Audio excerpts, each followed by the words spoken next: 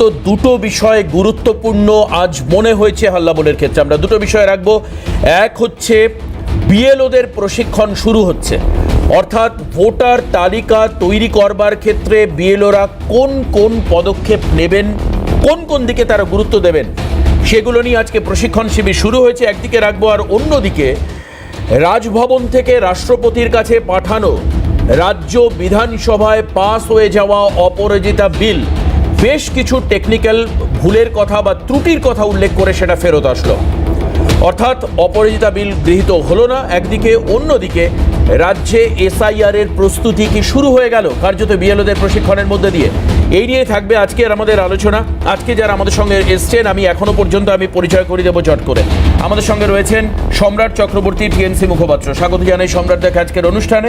আমাদের সঙ্গে রয়েছেন বিজেপি মুখপাত্র অরিজিৎ বক্সি, অরিজিৎ বাবুকে স্বাগত জানাবো আজকের এই অনুষ্ঠানে। শুভজিৎ রয়েছেন আমাদের সঙ্গে, সিপিএম নেতা বাম মুখপাত্র, শুভজিৎকে স্বাগত জানাবার কিছুক্ষণের মধ্যেই লিপিকা ঘোষ জাতীয় কংগ্রেস মুখপাত্র, তিনি আমাদের সঙ্গে এসে উপস্থিত হবেন।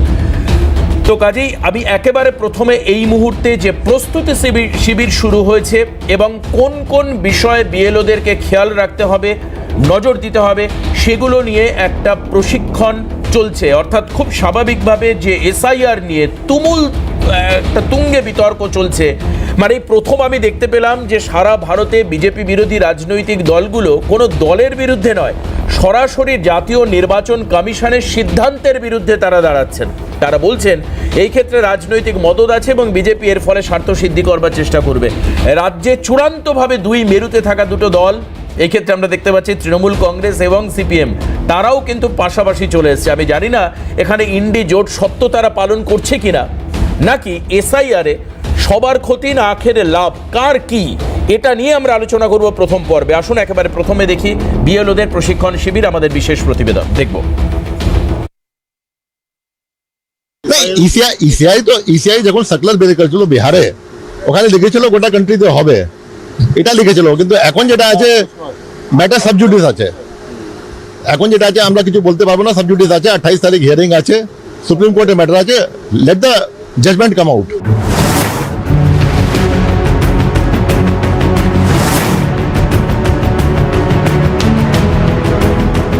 ছাব্বিশের বিধানসভা নির্বাচনের প্রায় 8 মাস আগে এই আরও সুপারভাইজার বিএলওদের প্রশিক্ষণ কর্মসূচি ঘিরে উঠছে প্রশ্ন। রাজ্যের প্রেসিডেন্সি ডিভিশনের জেলা কলকাতা উত্তর, কলকাতা দক্ষিণ, হাওড়া, উত্তর 24 পরগনা, দক্ষিণ 24 পরগনা ও নদিয়াকে নিয়ে শনিবার নজরুল মঞ্চে প্রশিক্ষণ কর্মসূচি হয়। মোট 970 জন এই আরও সুপারভাইজার এবং বিএলওদের প্রশিক্ষণ দেওয়া হয়। এত আগে ভাগে প্রশিক্ষণ ঘিরে দানা বাঁধছে এসআইআর এর আশঙ্কা। পশ্চিমবঙ্গে এসআইআর কার্যকারী করার জন্য প্রথম ধাপ এগোল রাজ্যের মুখ্য নির্বাচনী আধিকারিক দপ্তর। আজকে নজরুল মঞ্চে একটা ট্রেনিং শুরু হয়েছে, যে ট্রেনিংয়ে প্রায় 970 জন এইআরও, বিএলও এবং সুপারভাইজারদের ট্রেনিং ইতিমধ্যে শুরু হয়েছে।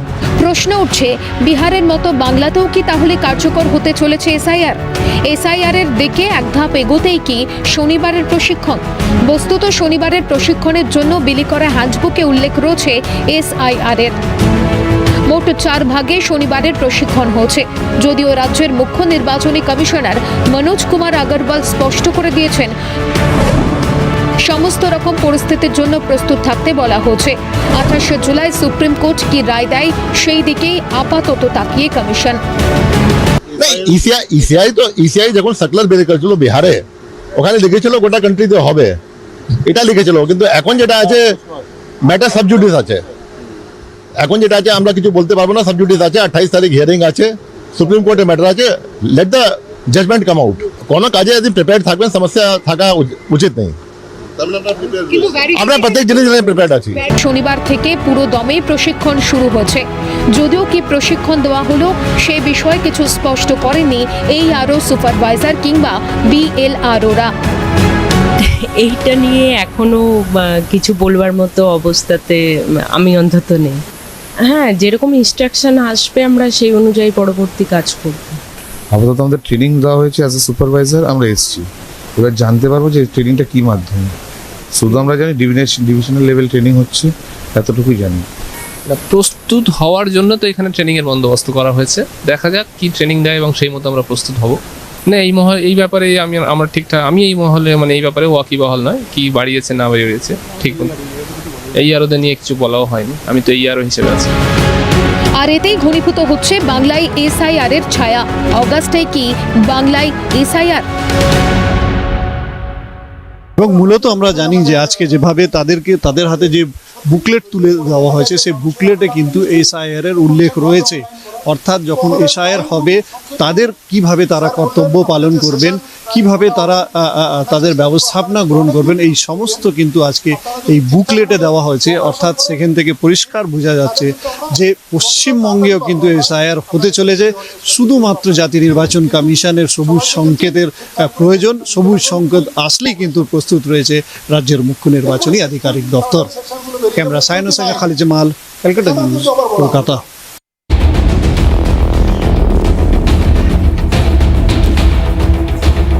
আমাদের সঙ্গে স্টুডিওতে জাতীয় কংগ্রেস মুখপাত্র লিপিকা ঘোষ এসে উপস্থিত হয়েছেন। লিপিকাদিকে স্বাগত জানাচ্ছি আজকের অনুষ্ঠান। আমি সম্রাট দাকে দিয়ে শুরু করব। সম্রাট দা, এসআইআর এর ক্ষেত্রে বিহারে আমরা যেটা দেখতে পেলাম, খুব আপাতভাবে দেখে স্বাভাবিকভাবে যেটা মনে হচ্ছে যে এটা হওয়া উচিত, কি সেটা হচ্ছে কোন রাজনৈতিক দলের স্বার্থ কি স্বার্থ নেই সেই জায়গায় আমি আসছি না। আমি সাধারণ মানুষের পার্সপেক্টিভে দেখছি একটা ভোটার তালিকার মধ্যে প্রচুর পরিমাণ এমন নাম রয়েছে যারা মৃত, এক্সিস্ট করছে না, তারা সেই নামগুলোকে কেটে বাদ দেওয়া হলো। দ্বিতীয়ত যেটা আসছে সেটা সব থেকে যে বেশি সংখ্যক যেটা দেখা যাচ্ছে বিহারের ক্ষেত্রে, আমি যদি বিহারকে স্যাম্পল হিসাবে দেখি, দ্বিতীয়ত কি একই মানুষ তার একাধিক বুথে নাম রয়েছে। এরকম নয় যে তিনি অপরাধমূলক মানসিকতা থেকে করছেন। দেখা যাচ্ছে যে তার মেয়েটি যখন বাপের বাড়ি ছিল তার সেখানে নাম রয়েছে, পরবর্তীকালে বিয়ে হওয়ার পর শ্বশুর বাড়িতে সে নাম তুলেছে, ভোট দিচ্ছে, কিন্তু পুরনো নামটা এক্সিস্ট করছে তালিকার মধ্যে। সেই নামগুলোকে কেটে বাদ দেওয়া হচ্ছে। এরকম নয় যে ব্যক্তি বাদ চলে যাচ্ছে। অনেকেই বলছে 56 লক্ষ মানুষ বাদ চলে গেলেন, তা নয়, নাম বাদ যাচ্ছে। তৃতীয়ত আমরা কি দেখছি যে কেউ শিফট করে গেছে, হয়তো এক বুথ থেকে আরেক বুথে শিফট করতে পারে, এক রাজ্য থেকে অন্য রাজ্যে শিফট করতে পারে। সেই নামগুলোকেও কেটে একটা সঠিক মূল্যায়নের জায়গায় নিয়ে আসা। বাদবাকি বিহারের ক্ষেত্রে যেটা আমরা দেখলাম যে কিছু মানুষ ফর্ম তুলেছেন, তারা জমাই দেননি। আবার অনেক ক্ষেত্রেই আমরা এটা দেখি যে ফর্ম তোলেন কিন্তু জমা দেওয়ার মানসিকতা বা প্রবণতা থাকে না। প্রথম পর্বের শেষে এই হচ্ছে আউটলুক। এখানে এই জায়গায় দাঁড়িয়ে ঠিক সমস্যাটা কোথায় আপনাদের দিক থেকে? কারণ আপনাদের দলনেত্রী বলেছেন যে যদি এই নিয়ম চালু হয় তাহলে ঘেরাও কর্মসূচি হবে, আন্দোলন হবে, তুমুল প্রতিরোধ এবং বিক্ষোভ গড়ে তোলা হবে। কেন? দেখুন, প্রথমেই বলি যে একটা সময় 2014 আগে অবধি আমরা নির্বাচন কমিশনকে একটা স্বশাসিত সংস্থা বলেই ভাবতাম, কিন্তু পরবর্তী ক্ষেত্রে দেখা গেছে যে জাতীয় নির্বাচন কমিশনারের যিনি প্রধান, তার নিয়োগটা একটা রাজনৈতিক দলে দুজন, অন্যদিকে আরেকজন। সেখানে একটা পক্ষপাতের প্রশ্ন উঠে গেছে। আপনি বিহারের এসআইআর নিয়ে বলছেন, আপনারা কনস্ট্রাকশন দেখছেন, কাজ তো দেখছেন। না, আমি কাজেই আসছি, এবার কাজে আসছি, কাজটা নিয়েই বলছি। 2021 সালে আপকি বার 200 পার বলা আসা দল, রাজনৈতিক দল, তাদের তখন 5তলা মল ছিল, পুরোটাই ছিল সিবিআই ইডি দিয়ে। আর এবারে 2026-এর নির্বাচনের আগে 5তলা মল পুরোটাই নির্বাচন কমিশন। ভারতবর্ষের বিভিন্ন ক্ষেত্রে বিভিন্ন অংশে আমরা ভোট লুট দেখেছি, শুনেছি। এই প্রথম ভারতবাসী প্রত্যক্ষ করছে নির্বাচন কমিশন লুট হয়ে গেছে। বিহারের এসআইআর, তার আগে 2024-এ নরেন্দ্র মোদীর সরকার ক্ষমতায় আসার পরে 3টে রাজ্যের নির্বাচন, বিধানসভার নির্বাচন, মহারাষ্ট্র, হরিয়ানা এবং দিল্লি।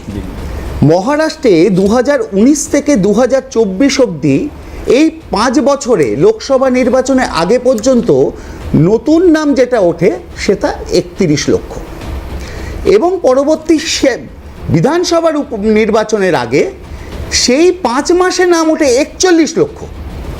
নির্বাচন কমিশনের দিকে প্রশ্ন ওঠাটা স্বাভাবিক ছিল। আমি মহারাষ্ট্রের মুখ্যমন্ত্রী দেবেন্দ্র ফডনবিস, তার কেন্দ্রে 20% ভোট বেড়ে যায় রাতারাতি। আবার দিল্লির দিকে যদি আসি, আপনারা জানেন যে দিল্লি নির্বাচনের আগে অরবিন্দ কেজরিওয়ালকে অন্যায়ভাবে জেলে পোড়া হয়েছিল। এ তো সবকিছু গেল। আমি আমি বিহারে এসআইআর আসছি, আপনার সবই বুঝলাম, কিন্তু আজকে মানুষের কাছে এই জায়গাটা খুব সমস্যা। আমি তো রাস্তাঘাটে অনেক মানুষকে শুনছি, আমাদেরকে অনেকে ফোন করে বলছেন যে যদি এই ক্রাইটেরিয়া থাকে যে মৃত ভোটার বাদ দেব, একই লোকের 3টে বুথে নাম, সেই নামগুলোকে বাদ দিয়ে একটা বুথে নিয়ে আসবো, না সেটা হয়নি, যারা সেটা shift নির্বাচন করে গেছে। কমিশন হয়তো মানে আপনারা হয়তো সেই সঠিক তথ্য আতঙ্ক- দিচ্ছে না। আতঙ্কটা আমি কোথা থেকে আসছে? আতঙ্কের কারণটা দেখাচ্ছি। হ্যাঁ। 22শে জুলাই, বেশি দূর যেতে হবে না। 22শে জুলাই নির্বাচন কমিশন তথ্য দিয়ে জানালো নিখোঁজ ভোটারের সংখ্যা 11,000-এর কিছু বেশি। স্বাভাবিক হতে পারে। 23শে জুলাই সেই নির্বাচন কমিশন নিখোঁজ ভোটারের সংখ্যা জানালো 1 লক্ষ। না সেটা কিন্তু 80% আর 100% আমি আবার পরেরটায় আসি, হ্যাঁ, মানে ব্যাপারটা এটা আছে। একটা জিনিস লক্ষ্য করুন, একদিনের সংখ্যার তফাৎ। দ্বিতীয় যে তথ্য আমি দিচ্ছি, যে নির্বাচন কমিশন জানালো যখন ভোটার লিস্টের কাজ 88% হয়ে গেছে, তখন ভোটার লিস্ট থেকে নাম বাদ পড়েছে 35 লক্ষ। নির্বাচন কমিশন আবার জানালো যখন 98% কাজ সম্পূর্ণ হয়েছে, তখন নাম বাদ পড়েছে 56 লক্ষ। তার মানে এই 10% মানে 77 লক্ষ মানুষের মধ্যে 21 লক্ষ মানুষের নাম বাদ চলে গেল। আমি বলছি নির্বাচন কমিশন আমাদেরকে যে গাইডলাইন দিয়েছে, যে গাইডলাইন অনুযায়ী আমরা জানতে পারলাম যে আধার কার্ড আমার আর ভোট দেওয়ার অধিকারে পরিচয় বহন করে না, ভোটার কার্ড আমার আর ভোট দেওয়ার অধিকারে পরিচয় বহন করে না, রেশন কার্ড আমার আর ভোট দেওয়ার অধিকারে পরিচয় বহন করে না। বিহারের ক্ষেত্রে কি হলো? বিহারের ক্ষেত্রে প্রথম বলা হলো পাসপোর্ট থাকলে আপনি ভোটার লিস্টে আপনার নাম থাকবে। আচ্ছা, বিহারে কত শতাংশ মানুষের পাসপোর্ট আছে? 2% মানুষের। বিহারের ক্ষেত্রে কি বলা হলো? ম্যাট্রিকুলেশনের সার্টিফিকেট বা অ্যাডমিট কার্ড থাকলে আপনি ভোট দেওয়ার ক্ষেত্রে অধিকারী। বিহারের ক্ষেত্রে কত শতাংশ মানুষ মাধ্যমিক বা সমতুল্যতে পাশ করে আছেন বা তাদের অ্যাডমিট আছে? 23% মানুষ। সেক্ষেত্রে বিহারের ক্ষেত্রে বলা হলো সরকারি চাকরির কথা। জন্ম শংসাপত্র আছে, আমি বলছি সরকারি চাকরির কথা। সরকারি চাকরি করেন বিহারে 5%-এর কম লোক। তা সেই সব জায়গায় এই প্রক্রিয়াগুলো আমাদের সম্পূর্ণভাবে, আচ্ছা নির্বাচন কমিশন তো প্রথমে বলেছিল যে 98% মানুষের কোনো সমস্যা হবে না। ভারতবর্ষের 131 কোটি মানুষ আধার কার্ড ব্যবহার করে, ভারতবর্ষের 91 কোটি মানুষ আধার কার্ড ব্যবহার করে, ভারতবর্ষের 80 কোটি মানুষ রেশন কার্ড ব্যবহার করে, ভারতবর্ষের 14 কোটি মানুষ জব কার্ড ব্যবহার করে। এই একটাকেও নির্বাচন কমিশন সব থেকে উল্লেখযোগ্য এবং হাস্যকর কথা বলছে যে আমরা নাগরিকত্ব বিচার করতে বসে নেই, আমরা ভোটদাতা কারা ভোটার বিচার করছি। আচ্ছা আপনি বলুন তো, আমি নাগরিক, আমার কিচ্ছু নেই, কিন্তু ভোটাধিকার চলে যাবে। আমি দ্রুত লিপিকাদির কাছে আসবো। লিপিকাদি, কোন কারণের জন্য জাতীয় কংগ্রেস একদিন নয়, দুদিন নয়, 3 দিন এই বাদল অধিবেশনে সংসদ ভবনের সামনে দাঁড়িয়ে তারা বিক্ষোভ করলো এবং আপনাদের স্পষ্ট অবস্থান যে এসআইআর করা চলবে না? কেন? মানে আমি এখনো পর্যন্ত, আমাকে মার্জনা করবেন, আমি দেখিনি এখনো, শুভজিৎ হয়তো দেখাতে পারবে, ওরা তথ্য প্রচুর হাতে থাকে, সবসময় মোবাইল নিয়ে ঘোরেও। এখন ব্যাপার হচ্ছে সেখানে বিহারের মানুষেরা কোথায় বিক্ষোভ? মানে আমি তো দেখছি যে ইলেকশন কমিশনের এসআইআর, আমি যে এসআইআরকে সমর্থন করছি না করছি, সব টার্মস ইফ অ্যান্ড বাটস আমি সব জানি তা নয়, কিন্তু বিহারে সাধারণ মানুষ প্রতিবাদে তুমুল সোচ্চার হচ্ছেন। সেই ছবিটা যদি কারোর কাছে ধরা পড়ে, কারোর মোবাইলে, সেটা লিপিকাদির মোবাইল হতে পারে, শুভজিতের হতে পারে, সম্রাটদার হতে পারে, আমাকে একটু দেখাবেন যে সাধারণ মানুষের নাম বাদ গেছে, তারা একটা ব্যাপক বিক্ষোভে সামিল হচ্ছেন। তার থেকে আমি বেশি দেখছি তেজস্বী যাদব বেশি বিক্ষোভ করছেন, বিহারের বিরোধী রাজনৈতিক শক্তিগুলো বেশি। আমি এক্ষেত্রে কোনো মানে বিজেপিকে কোনো প্রিভিলেজ দেওয়ার চেষ্টা করছি না, যদি এর মধ্যে ত্রুটি থাকে ত্রুটিটা আমাকে একটু দেখিয়ে দিন।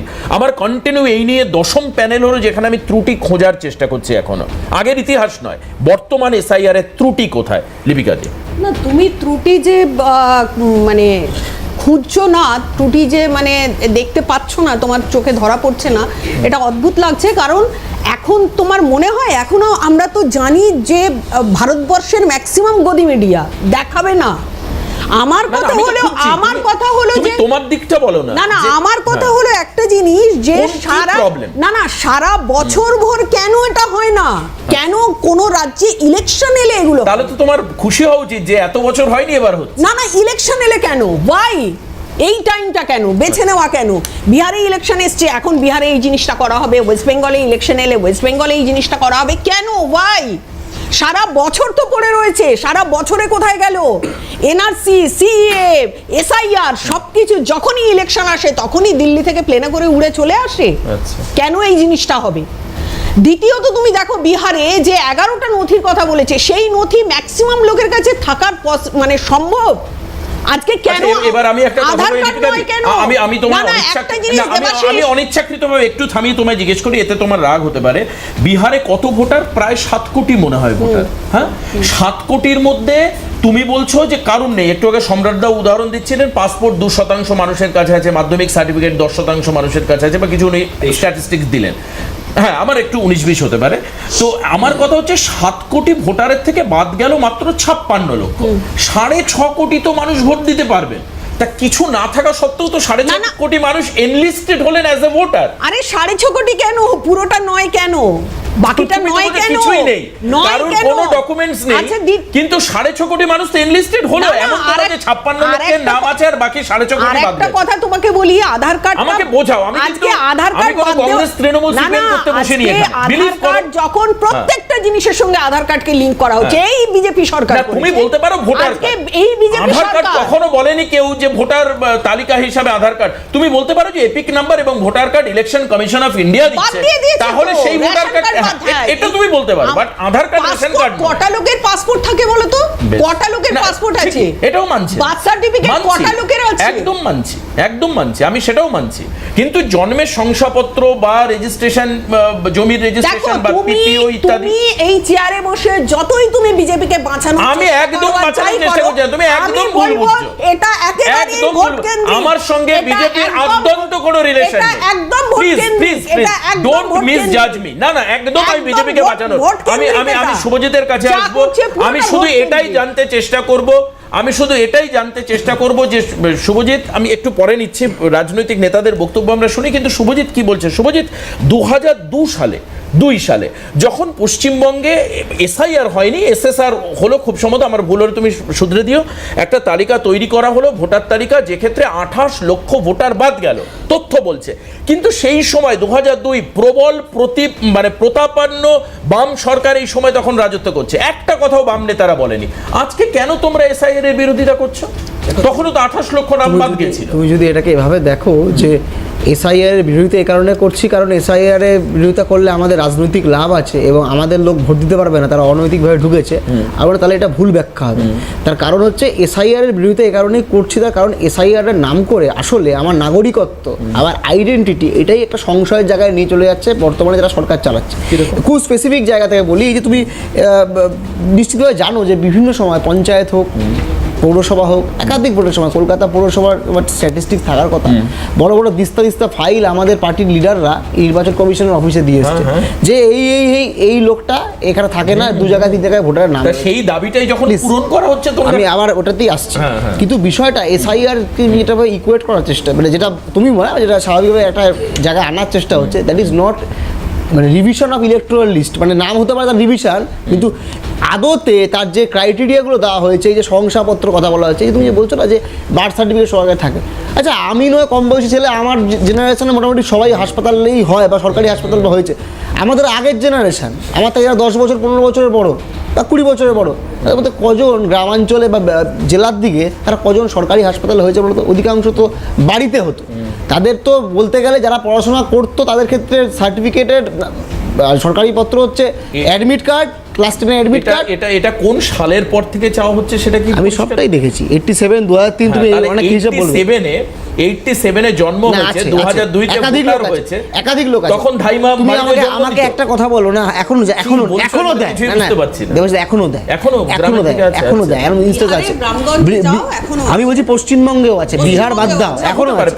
আমি আবারও বলছি, তুমি যদি সবকিছুকে তুমি না, আমরা যদি সবকিছুকে কলকাতা এবং তার সাভার যদি বিচার করতে যাই, তাহলে সবকিছু ভুল হয়ে যায়। আমার কথা এই যে এসআইআর এর নাম করে হঠাৎ করে আমরা স্ট্র্যাটেজিক্যালি দেখলাম বিহারের নির্বাচন আগে হঠাৎ করে টার্গেট বিহার, কেন সারা দেশে কেন শুরু হলো না, অন্য জায়গায় কেন হলো না? আমরা প্রশ্ন তুলতেই পারি। তাহলে যদি হয়, তাহলে হট করে মহারাষ্ট্রে ভোটটা আমি জিতবো বলে মহারাষ্ট্রে ভোট বেড়ে গেল, সে সময় কেন এসআইআরটা হলো না? কেন দিল্লিতে এসআইআরটা হলো না? এই তো কিছুদিন আগে তো ভোট হয়েছে, কেন হলো না? তার মানে স্ট্র্যাটেজিক্যালি আসলে আমাকে ভোট দেবে না এটা আমি ধরে নিচ্ছি এবং এই জায়গা থেকে করছি। এবং 2, এর থেকেও বড় আমার যেটা আশঙ্কা জায়গা, যে আমার কাছে আমার চুরি, দুর্নীতি, আমার দেশ বেচা থেকে একাধিক বিষয় রয়েছে, আমি সে ঢাকতে গেলে কি করবো? সবার আগে নাগরিকত্ব প্রশ্ন তুলে দেবো, কাগজ দিখানা পারে। জায়গা। এবার স্বাভাবিক যে মানুষ যে কার কোন রাজনৈতিক দল করে কি না করে তার থেকে বড় কথা তোমার যখন এই কাগজের প্রশ্ন আসবে, তোমার ওই তেলের দাম বাড়ছে না গ্যাসের দাম বাড়ছে না জিনিসের দাম বাড়ছে, তোমার মনে হবে আমার আইডেন্টি করতে হবে। অবশ্যই। এবং আমি আরেকটা আমি আবারও বলছি খুব গুরুত্বপূর্ণ বিষয়, আমরা বামপন্থীরা এই লোকগুলো আমাদের ভোট দেবে কি দেবে না এর থেকে আমরা এই জন্য এটা করছি না। আমরা এমন দল নই যে আজ থেকে 20 বছর আগে তারা বলবে তৃণমূল নেতৃত্ব বলেছে যে সিপিএম বাংলাদেশের ভোটে যেতে। আমাদের তখনও স্ট্যান্ড ছিল যে কাগজপত্রের নাম করে মানুষের উইচ হান্টিং করা, মানুষের জীবনকে নয়ছয় করে দেওয়ার চেষ্টা, জীবনের সংশয় তৈরি করার চেষ্টা, এর বিরুদ্ধে আমরা তখনও ছিলাম, আজও আছি। নাগরিকত্ব প্রশ্ন আবার কি, যে ভোটার তার ইলেকশন কমিশন কি করেছে? আর এই যে বারবার বলছে বাইরে থেকে লোক ঢুকছে, আর বাইরে থেকে লোক ঢোকা আটকাতে গেলে বিএসএফ কে স্ট্রং করো, সিকিউরিটিকে স্ট্রং করো। এখানে তো দোষ সিপিএম এর নয়, বন্যাকরণ নয়। আমি অরিজিৎদার কাছে যাব, একদম অরিজিৎদার বক্তব্য শুনে তারপর আমরা বিরতিতে আসি। অরিজিৎদা, এই যে অভিযোগটা আসছে মূলত যেটা আমার ওর কথা শুনে মনে হলো যে মানুষকে বিভ্রান্ত করা, এক মানুষকে উত্তেজিত করে দেওয়া, 2, 3 হচ্ছে নিজের পরিচয় এবং নিজের ভোটার অধিকার সেখানটা হারিয়ে যাওয়ার ক্ষেত্রে মানুষ একটা সংশয়ের মধ্যে থাকবে, এদিকে সারা দেশে যা ঘটনা ঘটছে সেখান থেকে মানুষ সুইচ করে যাবে, অন্যদিকে নজর রাখবে। পাশাপাশি যেটা লিপিকাদি এবং আমাদের শুভজিৎ বলতে চাইলো যে সেটা হচ্ছে যে এই বাছাই করার ক্ষেত্রে মহারাষ্ট্র, হরিয়ানা, দিল্লিতে সেক্ষেত্রে ভোট বেড়ে গেল, মানে ভোটার বেড়ে গেল। আর বিহারের নির্বাচনকে টার্গেট করে বিহারে এখন পশ্চিমবঙ্গে শুরু হচ্ছে, 26-এর পশ্চিমবঙ্গে বিধানসভা আছে, আরও 4টে রাজ্যে আছে, তার জন্য সেই রাজ্যে এটা কি ইন্টেনশনালি করা হচ্ছে? দেখুন, আমি প্রথমেই বলি, 3জন বক্তার বক্তব্য নিয়েছেন, এক একজনের এক এক রকম অ্যাঙ্গেল ছিল, তা সবকটা জানি না আমি অ্যাড্রেস করতে পারবো কি না, কিন্তু প্রথমে একটাই কথা বলি যে কংগ্রেসের যিনি মুখপাত্র ওনার একটু আশঙ্কান্বিত হওয়ার কারণ আছে বই কি, যে যদি কোনোভাবে রাহুল গান্ধী বা সোনিয়া গান্ধী এই এসআইআর এর জন্য যদি তাদেরকে তাদের পরিচয়পত্র দিতে হয়, হয়তো রাহুল রবার্ট গান্ধী বা সোনিয়া মাইনো গান্ধী এটা সামনে চলে আসবে, তাই ওনাদের আতঙ্কিত হওয়ার কারণ আছে। আমি বিষয়ে আসি, বিষয়টা আমি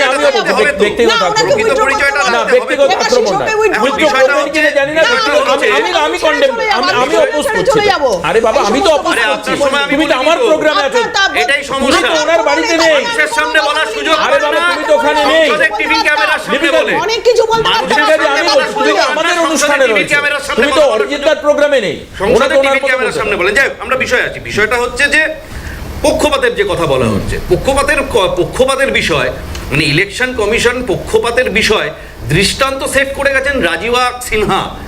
বিগত সময়ে আমাদের রাজ্য ইলেকশন কমিশনের যিনি চেয়ারম্যান ছিলেন, কোর্টে গিয়ে যিনি ভর্ৎসনার মুখে পড়েছিলেন। তো পক্ষপাতের বিষয় তৃণমূলের কাছ থেকে আসাটা স্বাভাবিক। এই অভিযোগ তো অরিজিৎদা মানতে হবে যে কমিশনারকে নির্বাচন করবার ক্ষেত্রে 2:1 বেসিসে মানে আপনাদের দিকেই থাকবে, তার মধ্যে বিরোধী দলনেতাও রয়েছে। আরে 2:1 হলে বিরোধী না না, সেটা ভোটের ক্ষেত্রে 2:1 হচ্ছে তো। এবং বিরোধী দলনেতা ইলেকশন কমিশনের চেয়ারম্যানের নির্বাচন সংক্রান্ত কোনো বিষয় একজন বিরোধী নেতা থেকে কি করবে? করেননি। বিরোধী একজন থেকে কি করবে? ওনার বিরোধিতা থাকলে উনি ওনার বক্তব্য রেজ করতে পারতেন, উনি সেটা করেননি, অর্থাৎ তাদেরও কোনো বিরোধিতা নেই। এখন বিষয়টা হচ্ছে যে আপনি প্রথম যে কথাটা থেকে শুরু করেছিলেন যে আমি বুঝতে পারছি না, সত্যি আমি বুঝতে পারছি না, আমি সত্যি বুঝতে পারছি না যে যারা বিভিন্ন দলের মুখপাত্ররা আজকে রয়েছেন তারা কি এটা চাইছেন যে বিহারের যে 56 লাখ নাম বাদ গেছে, বারবার আপনি বলেছেন, আমি বলছি নাম বাদ গেছে, তার মধ্যে 20 লক্ষ মৃত লোকের নাম বাদ গেছে। আচ্ছা, ওনারা 3 জনেই কি চাইছিলেন 20 লক্ষ মৃত লোকের নাম এই ইলেকট্রাল রোলে থাকুক? আমার প্রশ্ন রইল। আচ্ছা, ওনারা বারবার বলছিলেন বাদ যাচ্ছে, 28 লক্ষ বাদ গেছে যারা পার্মানেন্টলি এক জায়গার ভোটার ছিলেন, আর এক জায়গায় কি অলরেডি ভোটার কার্ড মানে ডুপ্লিকেট বলবো না আমি, মাল্টিপল, যেটা আপনি বলছিলেন, এটা কিন্তু আনইনটেনশনালি হয়েছে, আনইনটেনশনালি, একদম ইচ্ছা করে নয়। কোনো মেয়ের এখানে বাপের বাড়ি ছিল, সে 2 গ্রাম পরে শ্বশুর বাড়ি হয়েছে, তার বুথ চেঞ্জ হয়েছে, সে নতুন করে অ্যাপ্লাই করে পেয়ে গেছে। হ্যাঁ, এটা অপরাধ প্রবণ করেনি, কিন্তু ডুপ্লিকেট আমি বলছি না যে ফ্রড, বাট ডুপ্লিকেট, এটা বাদ গেছে। 7 লক্ষ বাদ গেছে যারা permanently out of state migrate করে গেছে, আর 1 লক্ষ এরকম 1 লক্ষ বাদ গেছে যাদের কোনো ট্রেস তার পাড়ার লোক দিতে পারেনি, তার এলাকার জনপ্রতিনিধি দিতে পারেনি, এমনকি বিএলওরা, যারা বিএলও এবং বিএলএটা খুব ভাইটাল, আমি বলছি কেন, তারা পর্যন্ত তাদের রেসিডেন্স ভিজিট করতে গিয়ে দেখেছে যে এই নামের কেউ সেখানে কোশ্মিনকালে থাকে না, এরকম প্রায় 1 লক্ষ নাম বাদ গেছে। তা যারা আমাদের বিভিন্ন দলের মুখপাত্ররা রয়েছেন, আমি মনে করি আমরা রাজনৈতিক জগতে বিচরণ করি, আমরা সাংবিধানিক পেরিফেরিতে কাজ করি। সংবিধানের 324 এবং 326 নম্বর আর্টিকেল এটা ম্যান্ডেট করে যে যাদের ভোটাধিকার নেই তারা ভোট দিতে পারবে না। সুতরাং ইলেকশন কমিশনকে সেই কাজটা করতেই হতো, এটার মধ্যে কোনো দ্বিরুক্তি নেই। এবার আমি একটা কথা বলি, এই যে বাদ যাওয়ার কথা, এটা তো সত্যি কথাই। সংসদের সামনে ওই অদ্ভুতুরে এনডি জোটের যে কজন মিলে বিক্ষোভ টিক্ষোভ দেখাচ্ছেন, ওই স্লোগান করছেন ক্যামেরার সামনে, যদিও তারা বাস্তবের মাটিতে জায়গা পান না বিভিন্ন রাজ্যে, সেই সংখ্যক লোক কি বিহারের কোনো জায়গায় দাঁড়িয়ে বিক্ষোভ দেখিয়েছে? আচ্ছা, সেই সংখ্যক লোকের কথা বাদ দিন, বিহারের কোনো সাধারণ একজন লোক কেউ এসে কোনো মিডিয়ার সামনে বলেছে যে এই দেখুন আমার ডকুমেন্ট রয়েছে, আমার নামটা বাদ যাচ্ছে? আমি দ্রুত নিয়ে নেব, কারণ আমরা কিন্তু ঠিক 7:30 থেকে অপরাজিতা বিল আমার বক্তব্য হচ্ছে ইলেকশন কমিশনের যেটা ম্যান্ডেট সেটা খুব পরিষ্কার, এবং যে কারণে 6.5 কোটির উপরে বেশি লোকে অলরেডি এনরোল, সেটার কারণ হচ্ছে 2003-এর ইলেকট্রাল রোলের নাম থাকলে কারণ নাম বাদ যাচ্ছেই না। দেবাশিস, তুমি দীর্ঘদিনের সাংবাদিক, আমি তোমাকে একজন সাংবাদিকের নাম করি। সাংবাদিকের নাম অজিত আঞ্জুম, যিনি ইলেকশন কমিশনের পারমিশন নিয়ে যখন ভোটার লিস্টে স্ক্রুটিনি হচ্ছে সেখানে প্রবেশ করেছিলেন এবং দেখতে পেয়েছিলেন যে এক জায়গায় সই করে করে যাদব পরিবার দেখে বিচ্ছিন্নভাবে তাদের নাম বাদ দেওয়া হচ্ছে, আরেক জায়গায় টাকা দিয়ে নাম তোলা হচ্ছে। অজিত আঞ্জুমকে পরে এফআইআর করে তাকে গ্রেপ্তার করা হয়, যেহেতু তিনি সোশ্যাল মিডিয়াতে ভিডিওটি বাদ দেয়নি। দেবাশিস, আগামী দিনে তোমাদেরও সতর্ক থাকতে হবে, প্রতিটা সাংবাদিককে। অজিত আঞ্জুমকে এফআইআর করা হলো কেন? কেন এফআইআর করা হলো? কেন ভিডিওটাকে কারোর বাদ যায়নি? সবচেয়ে বড় কথা, অজিত আঞ্জুমের কথা বলো না দাদা। আমি একটা কথা অ্যাড করি, ইভেন যদি কারোর নাম বাদ যায় তার জন্য 1 মাসের সেফগার্ড রয়েছে, আগস্ট টু সেপ্টেম্বর 1 মাস। আরে তোমার নাম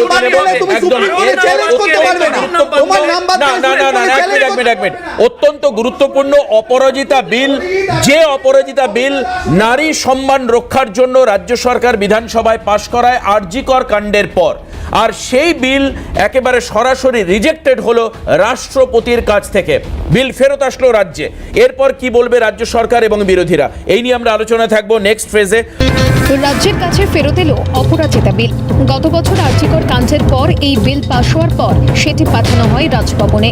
সূত্রের খবর, এটি স্পর্শকাতর বিষয় সংক্রান্ত বিল হওয়ায় কেন্দ্রের এবং রাষ্ট্রপতির কাছে পাঠানো হয়, সেখান থেকে ফেরত পাঠানো হয়েছে বিল। রাজভবন সূত্রে খবর, কিছু সাংবিধানিক উদ্বেগের জন্য বিলটি ফেরত পাঠানো হচ্ছে, এমনকি শীর্ষ আদালতের রায়েরও পরিপন্থী বলে দাবি করা হচ্ছে। প্রসঙ্গত, গত বছরের অগাস্ট মাসে আরজিকরে তরুণী চিকিৎসকের খুন ও ধর্ষণের ঘটনার পর বিধানসভায় পাস হয় অপরাজিতা বিল। এই বিলে নারী নির্যাতনের মতো ঘটনায় করা শাস্তির কথা বলা হচ্ছে। সূত্রের খবর, অপরাজিতা বিল নিয়ে কয়েকটি বিষয় জানতে চায় রাজভবন। এই বিলে ধর্ষণের শাস্তির জন্য 10 বছর জেলের পরিবর্তে যাবজ্জীবন বা মৃত্যুদণ্ডের প্রস্তাব করা হচ্ছে।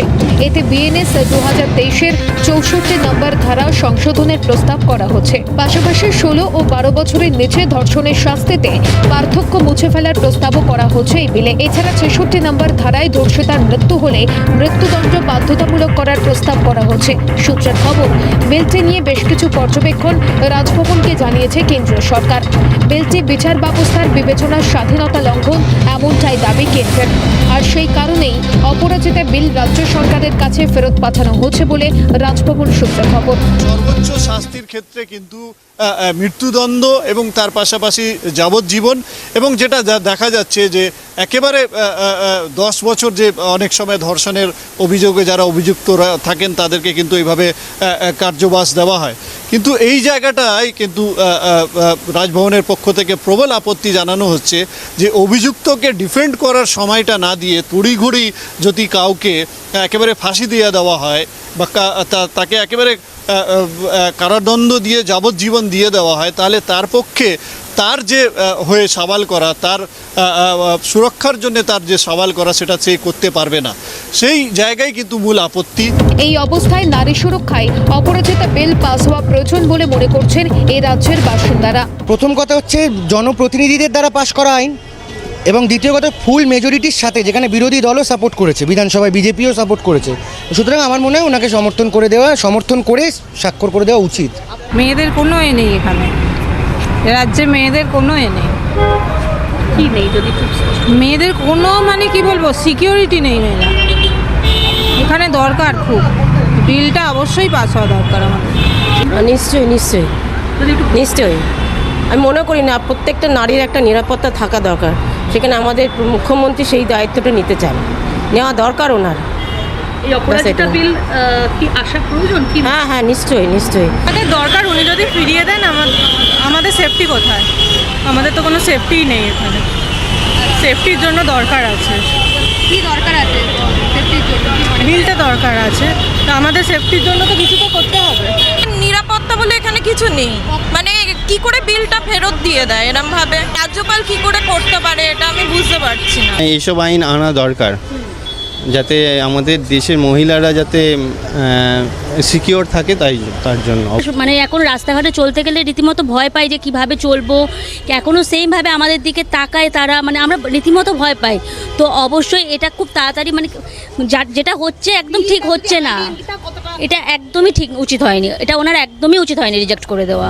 যাবতীয় জটিলতা কাটিয়ে অপরাজিতা বিল আগামী দিনে দিনের আলো দেখে কিনা সেদিকেই নজর রাজ্যবাসীর। ক্যামেরায় সায়ন চক্রবর্তী, গোপাল তকাদার, গোপাল সেন ও জনি মণ্ডলের সঙ্গে খালিদ জামাল, অভিরূপা হাজরা, অভিরূপা সাহা ও রেশমি দাসের রিপোর্ট, ক্যালকাটা নিউজ। একটা জিনিস আমি এখানে বিশ্বাস করি, আমি দেবাশিস চক্রবর্তী এখানে বসে বিশ্বাস করি, আপনারাও বিশ্বাস করেন, এই প্যানেলে উপস্থিত থাকা অরিজিৎ দাস, সম্রাট দা, লিপিকা দি এবং শুভজিৎ বিশ্বাস করে যে এই আইন যতই করা হোক না কেন, মূল জায়গাটা হচ্ছে পুলিশি তদন্ত।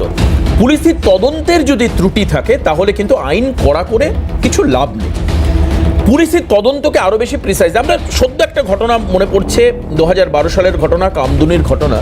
তখন আমি সবে সবে এই সংবাদ জগতে এখানে এসেছি, আমরা যে ছবিগুলো দেখেছিলাম মর্মান্তিক, মানে যে মৃত্যুর যে ছবিটা, এরপর আমাদের মনে হয়েছিল যে এই ঘটনা অভিযুক্তদের ফাঁসি হবে, কিন্তু সম্প্রতি যেটা দেখতে পেলাম যে কারোরই ফাঁসির নির্দেশ থাকলো না, তাদের লাইফ টাইম ইমপ্রিজনমেন্ট দুজনের ক্ষেত্রে দেওয়া হলো, বা কেউ ছাড়াই পেয়ে গেল মূলত, এরকম একটা ঘটনা ঘটলো।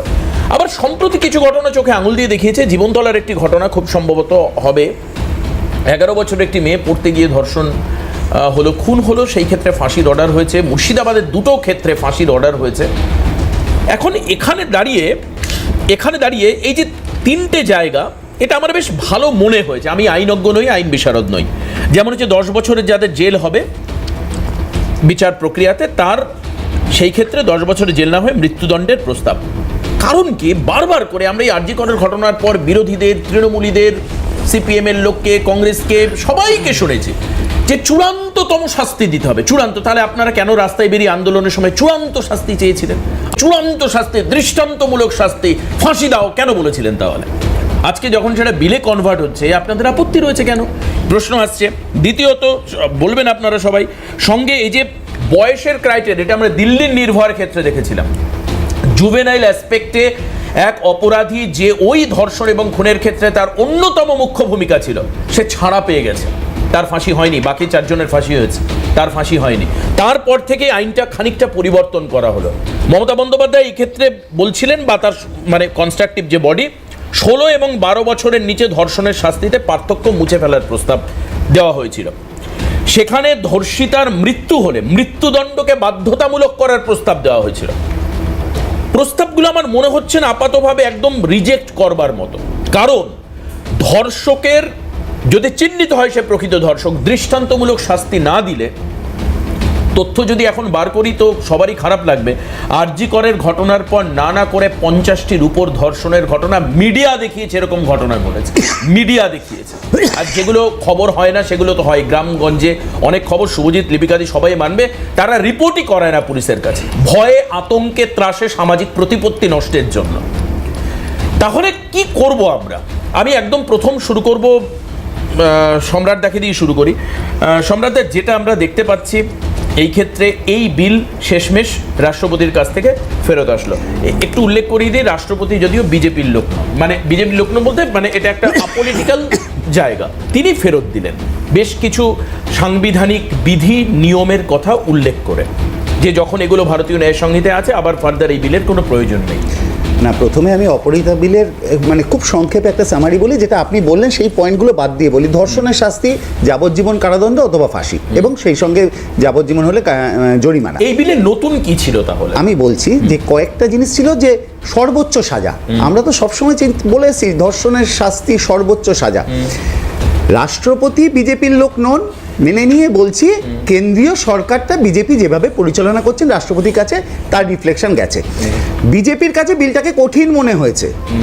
কঠিন মনে হতো না যদি মমতা বন্দ্যোপাধ্যায় বা রাজ্য সরকার প্রস্তাবিত বা পশ্চিমবঙ্গ বিধানসভা প্রস্তাবিত এই বিলে শাস্তি দেওয়া থাকতো, যে প্রথম ধর্ষণের শাস্তি 2 মাসের জেল এবং তারপরে ফুলের মালা, দ্বিতীয় ধর্ষণের শাস্তি 6 মাসের জেল এবং তারপরে বিজেপির পতাকা নিয়ে মিছিল এবং বিধায়কের একটা টিকিট। এটা হলে বিজেপির আপত্তি থাকতো না, বা কেন্দ্রীয় নরেন্দ্র মোদীর সরকারের আপত্তি থাকতো না। কিন্তু আপনি একটা জিনিস ভাবুন, যেটা সরকার বা পশ্চিমবঙ্গ বিধানসভা থেকে প্রস্তাবিত সর্বসম্মতক্রমে, সেখানে বিজেপির বিধায়করাও ছিলেন। ধর্ষণের জন্য সর্বোচ্চ সাজা 21 দিন, সর্বাপেক্ষা আরও 15 দিন, বিশেষ আদালত, যে জিনিসগুলো মেনশন করা হয়েছে, বিশেষ আদালত, এবং এফআইআরের 21 দিনের মধ্যে চার্জশিট গঠন, তদন্ত 36 দিনের মধ্যে শেষ করতে হবে, এবং বিশেষ আদালতে 30 দিনের মধ্যে সাজা ঘোষণা করতে হবে, এবং সেটা সর্বোচ্চ সাজা, ধর্ষণ হোক বা গণধর্ষণের ক্ষেত্রে, এবং বয়সের ফারাক থাকবে না। এটাতে কিসের আপত্তি? যারা নারীবাদীর কথা বলেন, আমি মনে করি না বিজেপি কখনো নারীবাদী দল, তারা, আমি সেটা মনে করি না। কিন্তু যারা মিডিয়ায় বসে বিভিন্ন প্যানেলে বসে গলা ফাটান, তাদেরকে বলতে হবে তো আপত্তিটা কোথায়, কোথায় কঠিন লাগছে, আর দর্শকদের জন্য কতটা সহজ করতে হবে, কতটা দর্শক। আমি আপনাদের ছোট্ট দুটো কথা বলি।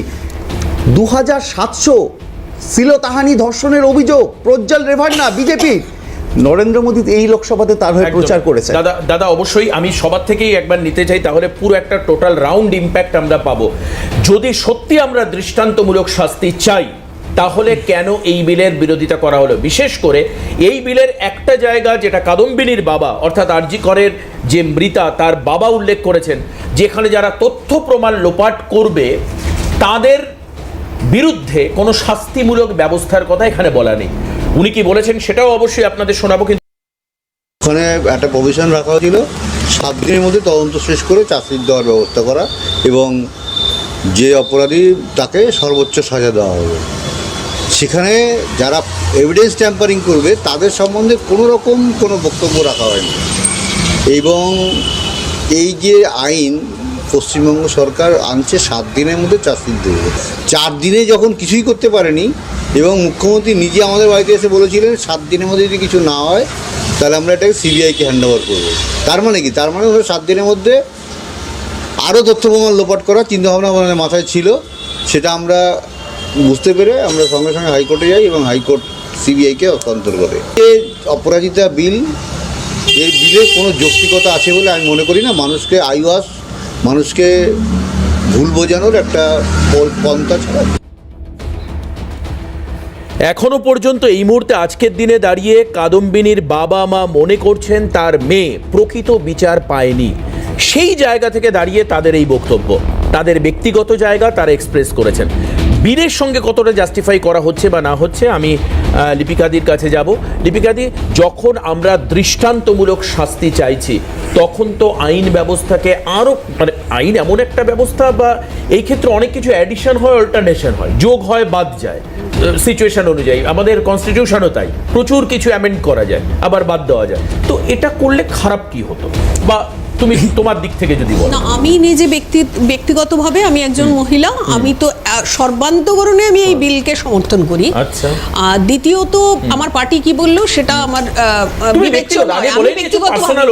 একদম একজন রাজনীতিক মানে মুখপত্রের পার্সোনাল হ্যাঁ, কিন্তু একটা জিনিস আমার মনে হয় যে কোনো কেউ কাউকে ফাঁসানোর জন্য যদি কোনো কিছু করে থাকে, সেখানে যদি সে এরকম কোনো শাস্তি পায়, সেখানে তো তদন্তটা থাকছে, তদন্তটাকে ঠিক করে করতে হবে। মানে আমার মনে হলো তুমি ধর্ষক, তোমায় ধরে আমি ফাঁসি দিয়ে দিলাম তা নয়, কিন্তু তদন্ত থাকতে হবে, এবং তদন্ত দ্রুত শেষ করতে হবে। মানে সেটা অভিজিৎ সরকারের মতো তদন্ত করলে হবে একদম। এই যে 21 বিধানসভায় মৃত্যুর পর অভিজিৎ সরকারের মৃত্যু, সেই তদন্ত করলে হবে, তদন্ত দ্রুত শেষ করতে হবে, এবং আমার মনে হয় সর্বোচ্চ সাজা মানে একেবারে যদি এই বিলে যা আছে আমি একে একদম 100% সমর্থন করি, কিন্তু তার সাথে সাথে একটা কথা আমার মুখ্যমন্ত্রীর কাছে আমার একটা আবেদন আছে, দয়া করে না এই ধর্ষিতা নারীদের রেট বেঁধে দেবেন না, এই যে টাকার রেটটা বেঁধে দেবেন না। খুব খুব ইম্পর্টেন্ট জায়গা এটা লিপিকাদি বলছে।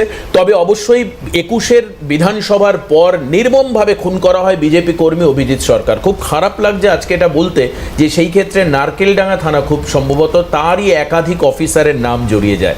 এখন তদন্ত কে করছে, কিভাবে করছে, কোন ইন্টেনশন নিয়ে করছে, এটা দেখার বিষয়। আমি বললাম যে আইন যতই করা হোক, তদন্তে গাফিলতি থাকলে আসল অপরাধী ছাড়া পেয়ে যায়, ভুল লোক ধরা পড়ে যায়, বিপদটা সেখানে। এই জায়গায় দাঁড়িয়ে আমি শুভজিতের কাছে আসবো। সুজন চক্রবর্তী বাম নেতা কি বলেছেন শোনাবো।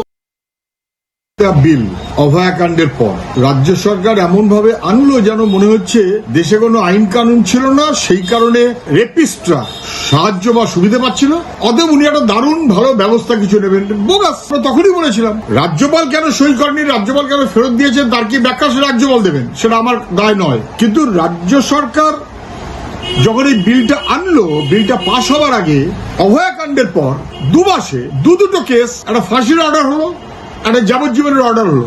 কোন আইনে? আগেকার আইনে, অপরাজিতা আইনে নয়। তাহলে অপরাজিতা আইন ছাড়াই যদি 2 মাসের মধ্যে চার্জশিট কমপ্লিট করে ফাঁসি অথবা যাবজ্জীবনের অর্ডার করা যায়, অর্ডার পাওয়া যায়, তাহলে আগের আইনেই যথেষ্ট বিধান আছে শাস্তি দেবার। রাজ্য সরকার সেই শাস্তি দিত না, দিতে চাইতো না, অপরাধীদের পাশে থাকতো। তার জন্য নতুন আইন করতে হবে, এটা কোনো জরুরি দরকার ছিল বলে আমি মনে করি না। পুরনো আইন, আমি যেটা বলছিলাম সহজে যে কয়েকদিন আগেই মানে এই ধারাক্রম যদি আমি 1 বছরের দেখি, তাহলে দেখবো অন্তত 4 থেকে 5টি ক্ষেত্রে তোমার মনে থাকবে খুব সম্ভবত এক ছাত্রীকে ছুরি দিয়ে কোপানো হয়েছে উত্তরবঙ্গে, মালদা বা বহরমপুর, খুব মুর্শিদাবাদে। সেই ক্ষেত্রেও কিন্তু ফাঁসির অর্ডার হয়েছে এবং পরপর সিরিজে বেশ কয়েকটি ফাঁসির অর্ডার কিন্তু অলরেডি। আসলে বুঝতে হবে আরজি করের যে ঘটনা, এই ঘটনা হচ্ছে একটা কালমিনেশন। মানে আরজি করের ঘটনাটা ঘটার পর মানুষ রাস্তায় বেরোলো, কেবল আরজি করের বিরুদ্ধেই বললো আমার মনে হয় না। এটা একটা সার্বিকভাবে যে চিত্র দীর্ঘদিন ধরে চলছে এবং লোকে যাক ফাঁসি যাই করছে, করে মানে তাদের তো শাস্তি হচ্ছে না, সে জায়গা থেকে মানুষ একটা বিচারের জায়গা থেকে আন্দোলন নেমেছিল। এবার আরজি করের ঘটনার পরবর্তীকালে আমরা দেখেছি যে বিভিন্ন জায়গায় যে ঘটনা ঘটেছে তার বিরুদ্ধে প্রতিবাদ কর্মসূচি হওয়ার আগে হয়তো অ্যাকশন নিতে বাধ্য হয়েছে সরকার। কারণ কি, একটা প্রেশার, অ্যামাউন্ট অফ প্রেশার যে কাজ করছিল সিভিল সোসাইটির দলবদ্ধ নির্বিশেষে। এবং আরেকটা কথা যেটা খুব সিগনিফিকেন্ট কথা, হঠাৎ করে যে এই বিল, এটা চমকদারি ছাড়া কিচ্ছু নয়। আপনি বলুন না, একটা ভারতবর্ষের যে আইন ব্যবস্থা, ভারতবর্ষের যে কোর্টগুলো, মানে যে বিভিন্ন লয়ের বিষয়গুলো রয়েছে, সেখানে প্রত্যেকটা জায়গায় তো ইটস অলরেডি স্পেসিফাইড যে এইটা করলে এই শাস্তি হতে পারে, এটা করলে ওই শাস্তি হতে পারে। তাহলে এই আলাদা করে বিলের মানে কি? আমার যেটা খুব আরেকটা পার্টিনিয়ান কথা থাকবে যে দেখো, আইনের ভাষা একটা কথা আছে, আমরা যাদেরকে আইন যাদেরকে শাস্তি দেয় এটাকে বলা হয় কারেকশনাল হোম, মানে তাদেরকে ঠিক করার জন্য, নিজেদেরকে কারেক্ট করার জন্য, রেকটিফাই করার জন্য এগুলো করা হয়। কিন্তু অনেক ক্ষেত্রে এটাও দেখা যায়, একাধিক ক্ষেত্রে দেখা যেতে পারে, আমাদের মানে ভারতবর্ষের অনেক জায়গায় ঘটনা আছে যে যারা দোষ করলো না তারা শাস্তি পেয়ে গেল, আর যারা দোষ করলো তারা, তোমরা দিয়েছো ধনঞ্জয়কে, যাই হোক। হ্যাঁ, এবার আপনি প্রমাণ করতে পারবেন, সেটা প্রমাণ করতে না পারলে কিন্তু অন্য কথা হয়ে যায়। এর ব্যাপারটা হয়ে যাচ্ছে কি, এই যারা দোষ করছে তারা কিন্তু অনেক ক্ষেত্রে খোলা আকাশের নিচে ঘুরছে, তাহলে তাদের ক্ষেত্রে কি আইন হবে, কি ব্যবস্থা না হবে? আপনি যদি একটা এই রেপ বা ধর্ষণ বিষয়টা যদি পাল্টে যান, লিপিকাদি কথা বললো রেড বাঁধার কথা, রাজ্যের মুখ্যমন্ত্রী দাঁড়িয়ে যদি বলে ছোট ঘটনা, ছেলে মেয়েদের ছোট অ্যাফেয়ার, ছোট অ্যাফেয়ার, বানতলা জ্যোতিবাবু বলেছিলেন সামান্য ঘটনা, বানতলায় জ্যোতিবাবু বলেছিলেন সামান্য ঘটনা। ধর্ষণ নিয়ে তোমাদের ধর্ষণ নিয়ে তোমার মুখে কথা শুনবো না, ধর্ষণ নিয়ে মানে সুটিয়া বলো, মনোজিৎ বলছো, অর্ক পোদ্দার বলো, অর্ক পোদ্দার, যার সাজা হয়নি অর্ক পোদ্দার, তোমাদের এসএফআই জিএস ছিল। হ্যাঁ, মনোজিতের সঙ্গে ইনজাস্টিফাই করা হয়, সবাই মনোজিৎ তো ধরা পড়েছে, অর্ক পোদ্দার কি স্পর্শকাতর বিষয়। অরিজিৎ দেবাশিসদা, এই বিষয়টা এমন একটা বিষয় যেটা নিয়ে কোনো রাজনৈতিক কমেন্ট করা উচিত নয়, অত্যন্ত সেনসিটিভ আমাদের ঘরের মা বোনেদের নিয়ে একদম। তাই আমরা টপিকে যদি থাকি তাহলে আমার মনে হয় যে অপরাজিতার প্রতি বা নির্ভয়ার সবার জাস্টিস করব।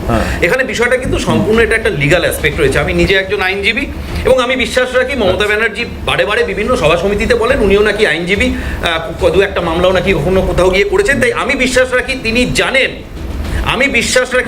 জানেন, তিনি জানতেন এবং তিনি এখনো জানেন যে এই বিলটা কোনোদিন পাস হবার ছিলই না। কেন বলছি এই কথা? আমি ছোট্ট 3টে পয়েন্ট বলবো, তার বেশি আমি যাবো না, কারণ সময় আমি জানি বেশি পাবো। নাম্বার ওয়ান, যিনি সামান্য আইনের জ্ঞান যার রয়েছে, যিনি ভারতীয় সংবিধানটা সামান্যভাবে যিনি পড়েছেন, তিনিও জানেন যে আমাদের সংবিধানের 3টে শিডিউল রয়েছে, যে কোন কোন বিষয় কেন্দ্রের অধীনে আসে, কোন বিষয় রাজ্যের অধীনে আসে, আর কোন বিষয় কনকারেন্ট লিস্ট, রাজ্য এবং কেন্দ্রের যৌথ বিষয় আসে। কনকারেন্ট লিস্টের ফার্স্ট এন্ট্রি যেটা 1 নম্বর আইটেম, সেটা হচ্ছে ক্রিমিনাল ল। অর্থাৎ মমতা ব্যানার্জি জানতেন যে আমি একতরফাভাবে কোনো ক্রিমিনাল ল অন্তত অ্যাসেম্বলিতে পাশ করিয়ে দিলে সেটা আমি বলবৎ করতে পারবো না, বা ভারতের সংবিধান সেটাকে অ্যালাউ করবে না, এটা উনি জানতেন। এটা জেনে শুনেই উনি এই লটা এনেছেন। কেন এনেছেন?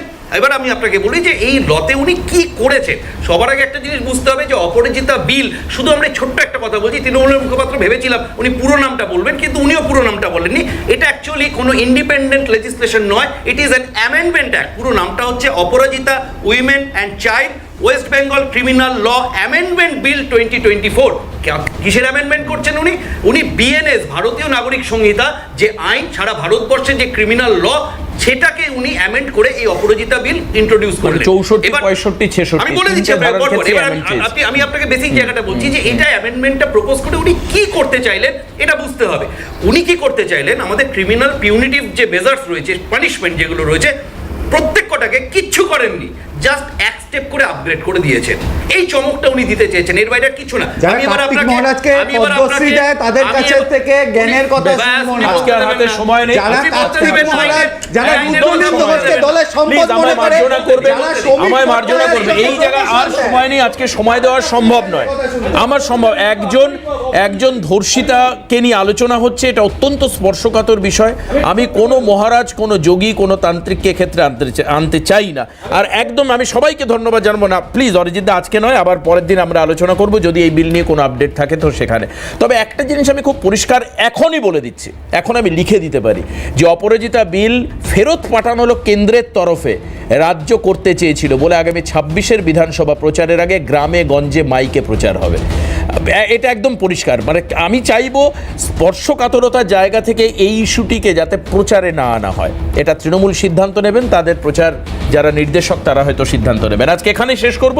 আমি অনেক ধন্যবাদ জানাবো গুরুত্বপূর্ণ সময় আমাদেরকে দেওয়ার জন্য অরিজিৎ দাকে, সম্রাট দাকে, লিপিকাদিকে এবং শুভজিৎকে। সঙ্গে ধন্যবাদ আপনাদেরকে। আজকের হাল্লা বলে এখানে শেষ করছি। কিছুক্ষণ পরেই দেখুন পরের অনুষ্ঠান আপনার কথা শিলাদিত্যের সঙ্গে থাকুন।